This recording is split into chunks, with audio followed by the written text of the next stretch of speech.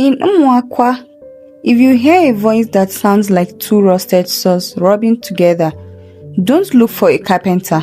Just run. That is Mama G. Mama G did not just walk. She marched like a soldier who forgot his sanity in the barracks. Her wrapper was always tied so tight. It looked like it was suffocating her waist, and her head tie stood up like a satellite dish, searching for who to destroy.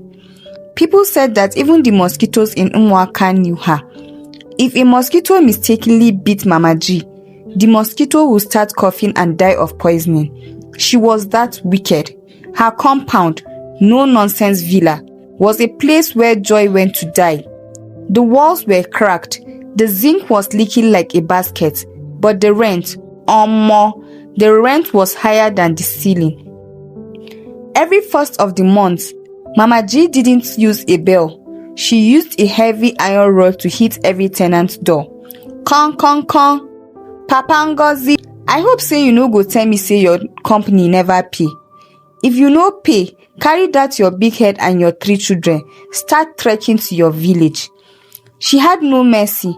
If you were sick, she would tell you to go and die in the bush so you wouldn't stain her floor. If your wife was pregnant, she would ask you if she was the one who followed you to the bedroom. Mama G was the only woman who could look at a crying baby and ask, "Why this pikin dey shout? You never see breast before?" Then came the night that changed everything. The sky was angry. Thunder was shouting like a frustrated Nigerian father. Rain was falling like the world was ending. Sister Blessing, a young widow whose husband had died just 6 months ago, was kneeling at Mama G's feet. Her baby, barely a year old, was burning with fever. "Mama G, I beg. My salary never come because of the strike. Just give me 5 days. Look my pikin. It dey hot like fire." Mama G looked at the baby. She didn't see a sick child. She saw a tenant who was owing 5,000 naira balance. She adjusted her wrapper, took a deep breath, and let out a laugh that sounded like a generator failing to start. "Pack, eh? Your pikin dey hot. Put am for fridge now. Why you dey disturb me, sister? Sister Blessing, if you no get money, I get new tenant wey wan pay 2 years in advance. Oya, out." Before Sister Blessing could blink, Mama G had carried the woman's only Ghana must go bag and flung it out into the muddy rain. The bag landed in a gutter. Mama G pushed the widow out and locked the massive iron gate. The whole compound watched from their windows, shaking. Papa Ngozi wanted to come out, but his wife held his shirt. "You want make she pursue us too, Abi? You know say that woman get jazz." Sister Blessing spent that night under a mango tree, covering her child with her own body while the rain beat them like drumsticks. Mama G, she went inside, ate a big bowl of pounded yam and bitter leaf soup, and slept with her fan on. The next day, the sun was too hot enough to fry an egg on a person's forehead. Mama G was returning from the market, carrying a basket of dry fish and looking for who to insult. When she reached her gate, she saw a woman sitting on the floor. This woman was the definition of suffering. Her clothes had more holes than a net, and her hair was scattered, like she just finished fighting a whirlwind. "Hey, you this dirty winch, come out from my gate before I pour you hot water." Mama G screamed, her eyes bulging out like a frog's. The old woman looked up. Her eyes weren't normal. They were calm, deep, and looked like they had seen the beginning of the world. "My daughter," the woman said, her voice like a cool breeze, "I have walked from the next village. My legs are tired. Just give me small water to drink and let me sit for 5 minutes in the shade of your wall." Mama G hissed. A hiss so long it lasted for 10 seconds. "Water? You think say I be borehole? Get out before I use my slippers decorate your face. Shift, Joe. You dey give my house bad luck with this your poverty clothes." The old woman didn't move.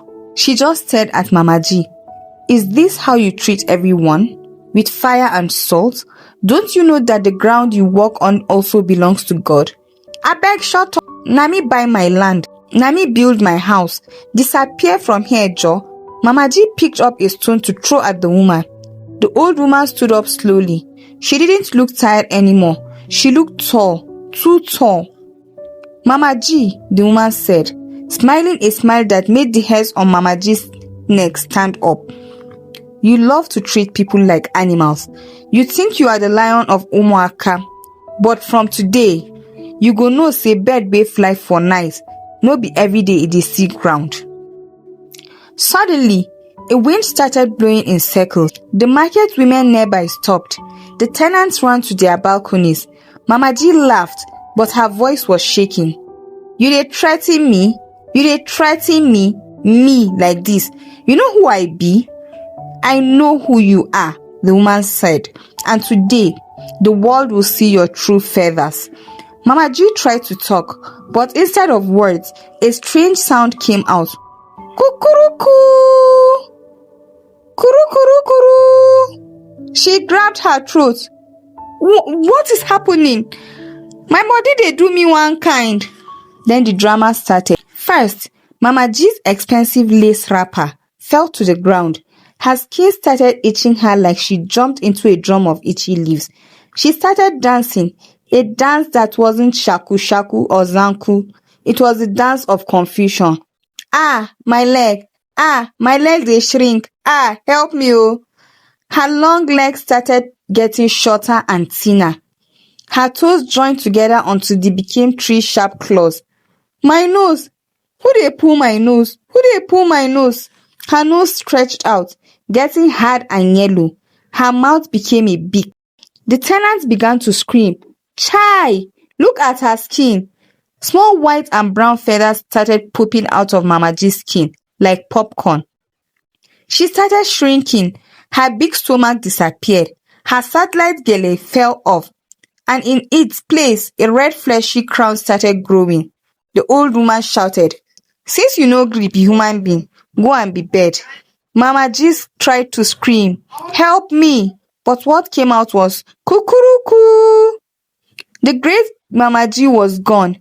In her place, on top of her expensive lace wrapper, stood a very confused, very fat, very ugly ginger-colored chicken. The old woman vanished into thin air.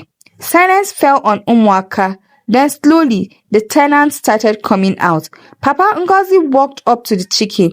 The chicken looked at him with Mama G's exact eye, full of anger and I go show you. The chicken tried to shout, Papa Ngozi, go and bring your rent. But it only said, Kukuruku. Papa Ngozi started laughing. He laughed until tears came out of his eyes. Mama G, so now you be this. Where the rent? Come and collect am now. He took his slippers and tapped the chicken's head. The chicken, which was Mama G, tried to bite him, but she just tripped over her own wings and fell into the gutter. The same gutter where she threw Sister Blessing's bag. The news spread like wildfire. Mama G has turned to chicken. People came from the next village with cameras. Look at her. See that red thing on her head? It resembles her old gele. Look her. She still dey look like person, like say she want finish us. Life became very hard for Chicken G, originally Mama G. She had no house because she couldn't open the door.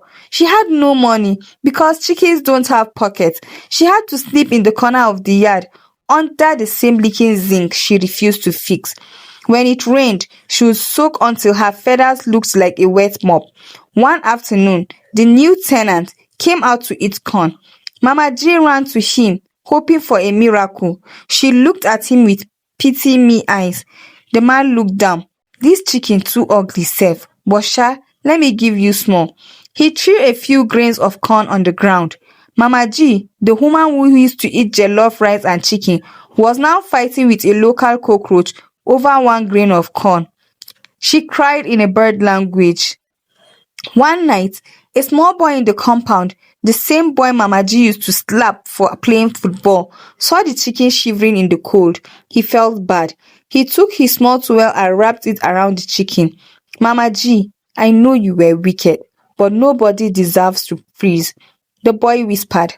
The chicken felt a tear drop from its eye. For the first time, Mama G realized that kindness didn't cost a kobo.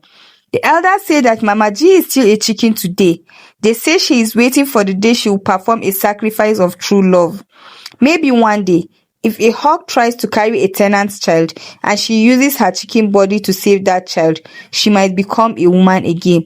But for now, if you go to Umuaka and you see a ginger chicken that looks at you with "where is my rent" eyes, don't throw stones, just give her small corn, because pride goes before a fall, but wickedness goes before a kukuruku.